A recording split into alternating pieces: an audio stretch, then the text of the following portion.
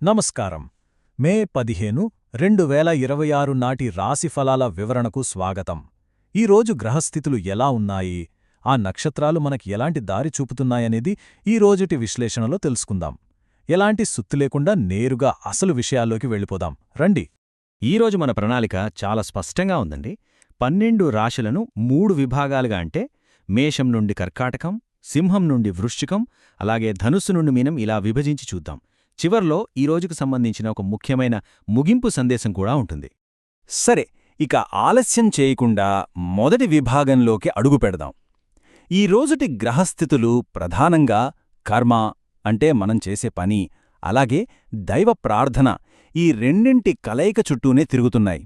అదెలాగో ఇప్పుడు చూద్దాం. ముందుగా మొదటి గ్రూప్ మేషం నుండి కర్కాటక రాశి వరకు. వీరిని మనం ప్రారంభకులు అనుకుందాం. ఈరోజు వీరికి వృత్తిపరమైన ఉత్సాహం, అలాగే ఆఫీస్లో తోటివారితో సంబంధాలు ఇవే ప్రధానాంశాలుగా ఉండబోతున్నాయి. ఈ రాసుల వారి ఫలితాలను కొంచెం వివరంగా గమనిస్తే మేషరాశివారికి పట్టుదలే ఈరోజు పెద్ద ఆయుధం. అదే వారిని విజయపథంలో నడిపిస్తుంది. ఆర్థికంగా ఫలితాలు మిశ్రమంగానే ఉన్నా ప్రముఖులతో గౌరవప్రదమైన పరిచయాలు ఏర్పడతాయి. ఇక వృషభరాశివారు చాలా దృఢమైన సంకల్పంతో ఉంటారు. అనుకున్న పనులు సునాయాసంగా సాధిస్తారు. కొత్త వస్తువులు కొనే సూచనలు కూడా బలంగా ఉన్నాయి. కాని మిథునరాశివారు మాత్రం కాస్త జాగ్రత్త పడాలి. ముఖ్యంగా బద్ధకాన్ని దరిచేరనీయకూడదు. అస్థిరమైన ఆలోచనల వల్ల కొన్ని ఆటంకాలు రావచ్చు. కాబట్టి ఇతరులతో మాట్లాడేటప్పుడు ఒక్కటికి రెండుసార్లు ఆలోచించుకోవటం మంచిది. చివరిగా కర్కాటక రాశివారికి ఈరోజు చాలా బాగుంది. వారి కష్టానికి తగిన గుర్తింపు లభిస్తుంది. అధికారుల నుంచి ప్రశంసలందుతాయి. పెండింగ్ పనులన్నీ చకచక పూర్తయిపోతాయి. ఈ పట్టికలో మనం గమనించాల్సిన ఒక ఆసక్తికరమైన విషయం ఏమిటంటే ప్రతి రాశికి సూచించిన నిర్దిష్టమైన దైవ ప్రార్థనలు. ఉదాహరణకు కర్కాటక రాశివారు తమ వృత్తిపరమైన విజయాన్ని కాపాడుకోవాలంటే అనవసర వాదనలకు దూరంగా ఉంటూ లలితాదేవి స్తోత్రం పఠించడం చాలా మంచిది. అలాగే మిథునరాశివారు తమ మానసిక అస్థిరతను పోగొట్టుకోవడానికి శ్రీహరి ఆరాధన చేయడం ఎంతో మేలు చేస్తుంది. ఇక మేషరాశివారు ఆరోగ్యం పట్ల అప్రమత్తంగా ఉంటూ విష్ణుధ్యానం చేస్తే వారి మనోబలం అమాంతం పెరుగుతుంది. వృషభరాశివారు ఎప్పటిలాగే తమ ఇష్టదైవ ప్రార్థనతో ముందుకు వెళ్లొచ్చు. ఇప్పుడు రెండవ గ్రూప్ సింహం నుండి వృశ్చిక రాశి వరకు చూద్దాం. వీరిని స్థిరీకరించేవారు అంటారండి. ఈ సమూహానికి ఈరోజు ప్రశాంతత, కుటుంబంలో ఆనందం, అలాగే కెరీర్లో సక్సెస్ ఇవే హైలైట్స్. ఇక్కడ తులా, వృశ్చిక రాశులకు అలాగే కన్యారాశికి మధ్య ఉన్న స్పష్టమైన వ్యత్యాసాన్ని మనం చూడొచ్చు. తులా, వృశ్చిక రాశుల వారికి ఈరోజు చాలా అద్భుతంగా గడవబోతోంది. కుటుంబంలో శుభవార్తలు వింటారు, సంపూర్ణ మనశ్శాంతి లభిస్తుంది, అలాగే ఆత్మవిశ్వాసంతో చేసే పనుల్లో సర్వత్రా ప్రశంసలు అందుతాయి. కాని కన్యారాశివారు మాత్రం ఈరోజు కొంచెం సవాళ్లనెదుర్కోవాల్సుంటుంది. కొన్ని ఆటంకాలు వస్తాయి. వాటిని అధిగమించడానికి చాలా ధైర్యం కావాలి. కీలకమైన నిర్ణయాలు తీసుకునే సమయమిది.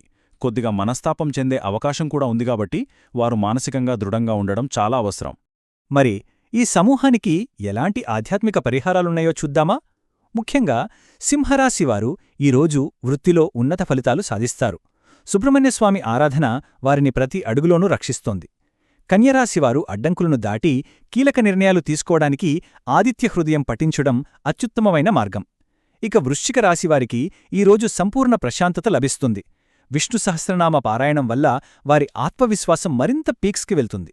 ఇక్కడ తులారాశివారి కోసం మూలాలు చెబుతున్న ఒక అద్భుతమైన మార్గదర్శకత్వాన్ని మనం గమనించాలి. కనకదారా స్తోత్రం పఠిస్తే ఆర్థిక లాభాలు కలుగుతాయి అని చాలా స్పష్టంగా సూచిస్తున్నారు.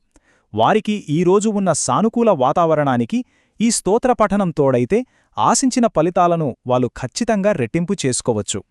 ఇక మనం చివరి భాగానికి వచ్చేశాం. అదే ధనుస్సు నుండి మీనరాశి వరకు ఉన్న మూడో గ్రూప్. ఈ రాశుల వారిని ముందు చూపుగలవారు అనవచ్చు. ఆర్థిక విషయాల్లో మార్పులు, ఖర్చుల నియంత్రణ, అలాగే నిపుణుల సలహాలు తీసుకోవడం ఈరోజు వీరికి చాలా ముఖ్యమైన అంశాలు. ఈ రెండు రాశుల మధ్య పరిస్థితి ఎంత భిన్నంగా ఉందో చూస్తే ఆశ్చర్యం కలుగుతుంది. ఇదొక అద్భుతమైన ఉదాహరణ. ఒకవైపు ధనుస్సు రాశివారు తమ ఖర్చుల విషయంలో విపరీతమైన కంట్రోల్లో ఉండాలి. అస్థిరమైన నిర్ణయాల వల్ల చిక్కుల్లో పడే ప్రమాదం ఉంది కాబట్టి ముఖ్యమైన లావాదేవీల సమయంలో ఖచ్చితంగా నిపుణుల సలహా తీసుకోవాలి. కాని మరోవైపు కుంభరాశివారి పరిస్థితి దానికి పూర్తిగా భిన్నం.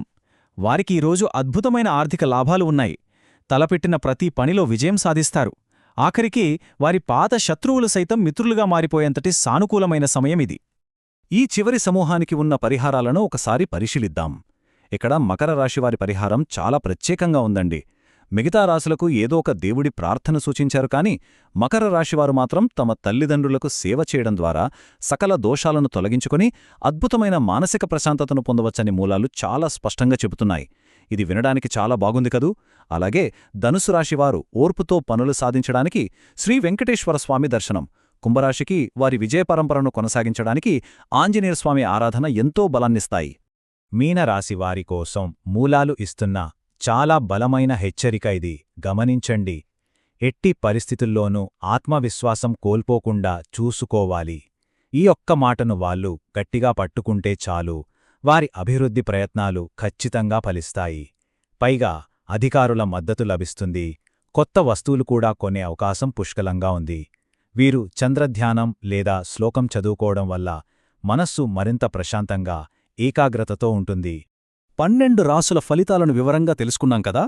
ఇక మనం ముగింపుకు చేరుకున్నాం. ఈ రోజుటి గ్రహగతులు ఆయా రాసులకు మాత్రమే కాకుండా మనందరికీ రోజువారీ జీవితాన్ని ఎలా బ్యాలెన్స్ చేసుకోవాలో ఒక చక్కటి పాఠాన్ని నేర్పుతున్నాయి. సో ఈ మొత్తం విశ్లేషణ నుంచి మనం గ్రహించాల్సిన అసలు సారాంశం ఏమిటంటే, ఈరోజు విజయం సాధించాలంటే మనం చేసే కర్మ అంటే మన పని, అలాగే దైవ ప్రార్థన, ఈ రెండింటి మధ్య సరైన బ్యాలెన్స్ ఉండాలి. కొత్త అవకాశాలొచ్చినప్పుడు ఎంత ఉత్సాహంగా ఉంటామో ఆర్థిక విషయాల్లో అంతే జాగ్రత్తగా వ్యవహరించాలి. ఇంకో ముఖ్యమైన విషయం, మాటలకు చాలా శక్తి ఉంటుందండి. మనం మాట్లాడే తీరును బట్టే మనం సగం ఆటంకాలను నివారించుకోవచ్చు. చివరిగా, జీవితంలో ఎలాంటి అస్థిరమైన పరిస్థితులు ఎదురైనా సరే ప్రాచీన మంత్రాలు, దైవ ప్రార్థన, అలాగే తల్లిదండ్రులకు సేవ చేయడం లాంటి బాధ్యతలే మనకొక బలమైన పునాదిగా నిలుస్తాయని ఈరోజుటి విశ్లేషణ అద్భుతంగా వివరిస్తోంది. ఇక ముగించే ముందు ఒకసారి ఈ ప్రశ్నను పరిశీలించండి. నక్షత్రాలు కేవలం దారి మాత్రమే చూపుతాయి, మరి గమ్యం చేరేదెప్పుడు? అద్భుతమైన ప్రశ్న కదా. గ్రహాలు మనకు ఒక సానుకూల వాతావరణాన్ని లేదా ఒక హెచ్చరికను మాత్రమే ఇస్తాయి, కాని ఆ దారిలో నడచి గమ్యాన్ని చేరుకోవాల్సింది మాత్రం పూర్తిగా మన వ్యక్తిగత కృషితోనే. ఈనాటి విశ్లేషణ ద్వారా మీకొక స్పష్టమైన అవగాహన వచ్చిందని ఆశిస్తున్నాను.